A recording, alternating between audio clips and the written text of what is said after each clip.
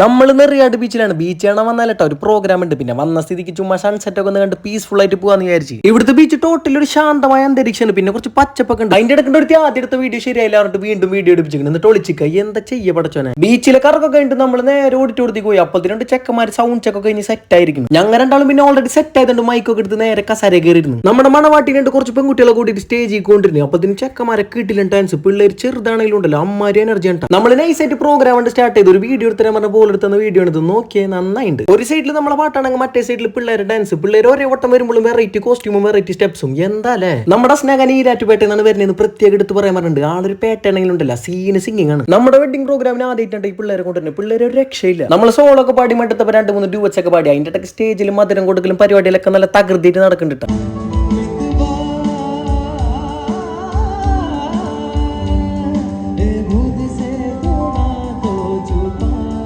ഒരു ബ്രേക്ക് കിട്ടി ഗാൻമോൾ അപ്പൊ ഗ്ലാമർ ഒക്കെ തുടങ്ങും. പിന്നെ മാത്രമല്ല വെറുതെ ഇരിക്കുന്നവരെ ചുമ്മാ ഡിസ്ട്രാക്ട് ചെയ്ത് വീഡിയോ എടുക്കലാണ് കുട്ടിയുടെ പ്രധാന ഹോബി. പിന്നെ എടുക്കുന്ന വീഡിയോ ഒക്കെ വ്ളോഗിൽ ഇടാലോ എന്ന് ആലോചിച്ചിട്ട് ഞാൻ അതിനെ പിന്നെ ഒന്നും പറയാൻ നിന്നില്ല. പിള്ളേരിലുണ്ട് നമുക്ക് നല്ല രീതിക്ക് റെസ്റ്റും കാര്യങ്ങളൊക്കെ കിട്ടിയിരുന്നിട്ടാ. അങ്ങനെ പ്രോഗ്രാം വേണ്ടി നല്ല കിട്ടില്ല നെയ്ച്ചോറും ബീഫ് ഇടിച്ചിട്ട് ഞങ്ങൾ വീട്ടിൽ പോയി. അപ്പൊ എന്തായാലും എല്ലാവരും അടുത്തൊരു വീഡിയോയിൽ കാണാട്ടാ. ബൈ.